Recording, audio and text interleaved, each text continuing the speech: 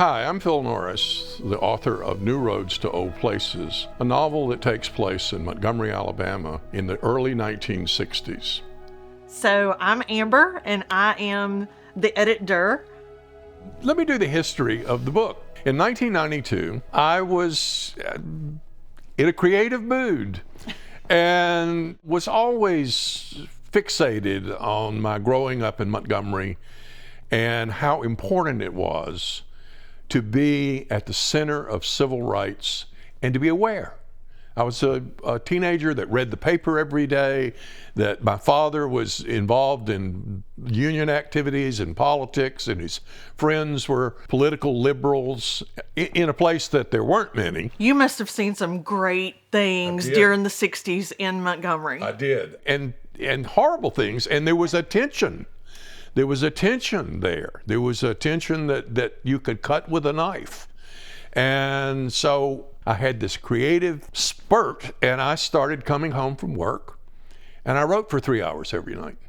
And it took about 6 months to have what I gave to you, I wrote in that 6 months. But guess what happens in life? That I finished the book, I showed it to some people, and they said, people that are writers, and they said, needs work. And at the same time, I met my wife, and I put the book in a drawer because I didn't want to do the work. I just said, I'll get back to that later. Well, later was 32 years. 32 years, right. Phil. Right. And then that's the origin of the book. But for 32 years, it was always in the back of my mind until that day that you and I met.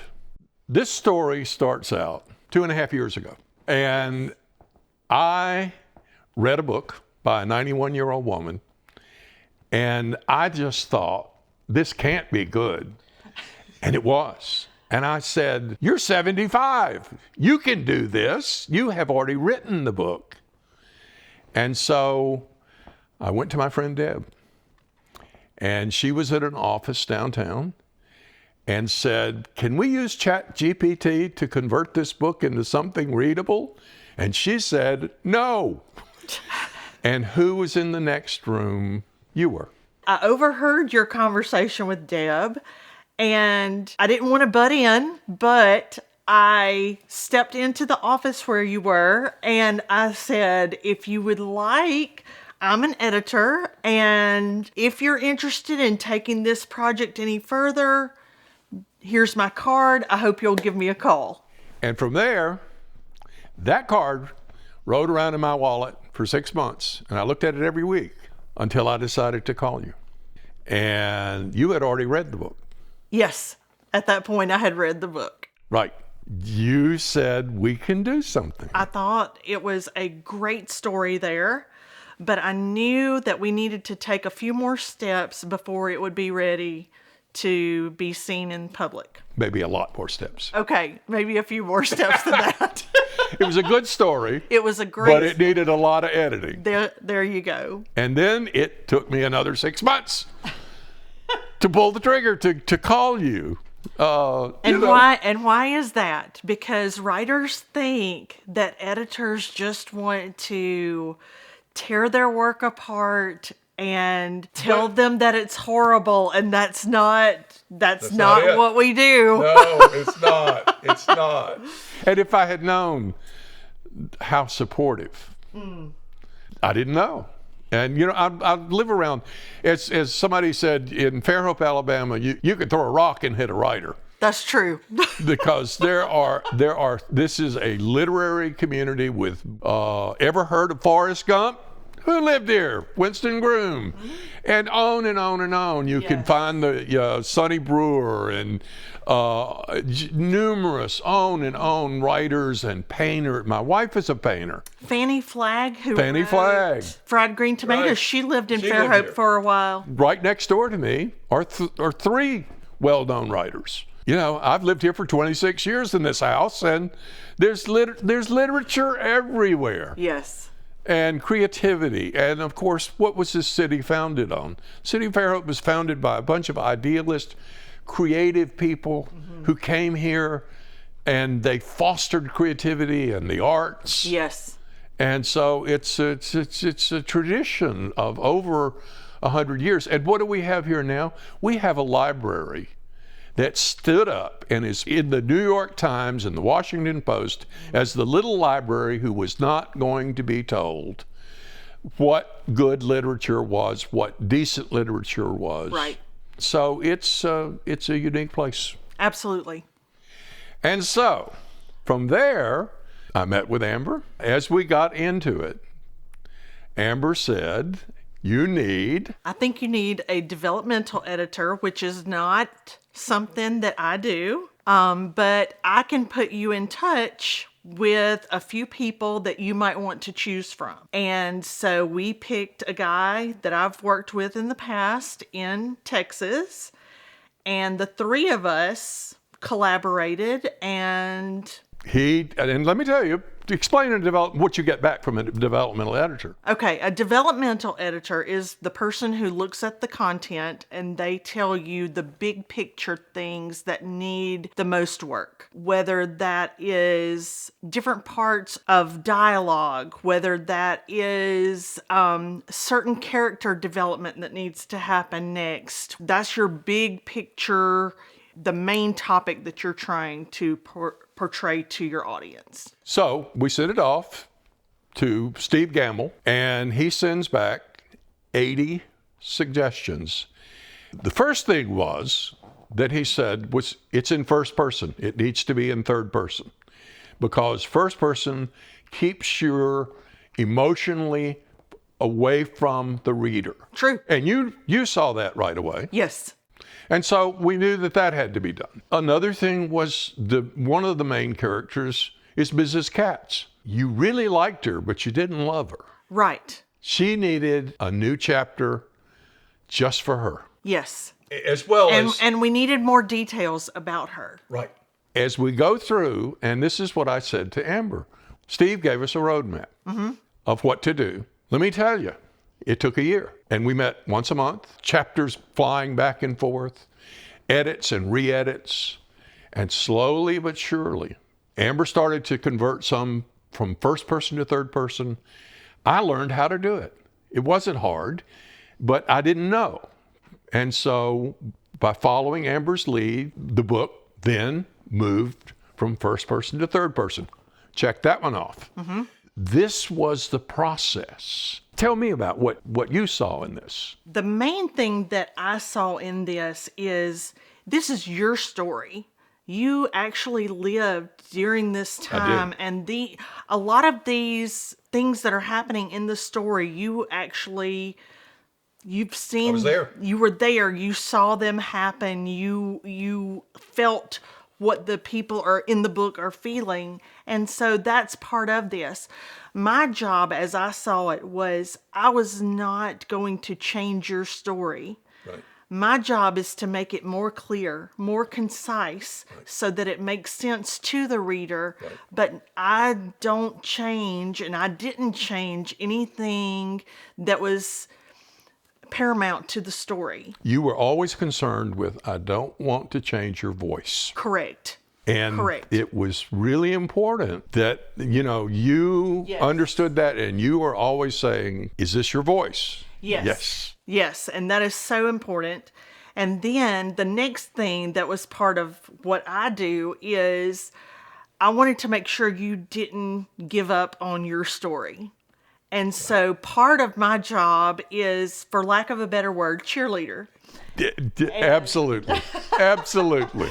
And so I wanted to make sure that even as we were working so hard on this project together, that you kept going. You made sure that this is going to get done, and we were going to work through it together. If we hit a roadblock, we were going to work through it together. And then we were going to keep going until we get to the finish line, which is a published book. And I have to say that it was so important to have your support and to have that keep going. And about 5 days a week for 3 hours a day, I wrote. I rewrote, I edited, I took your advice. I re-edited. I wrote new chapters. I took out some stuff that, frankly, just made me cringe. And because it was written 32 years ago. Right. And it just, it was like I never liked the first chapter. I rewrote the whole first chapter. Right. Till I loved it. The thing was, you were there the whole time. You were there with advice and support.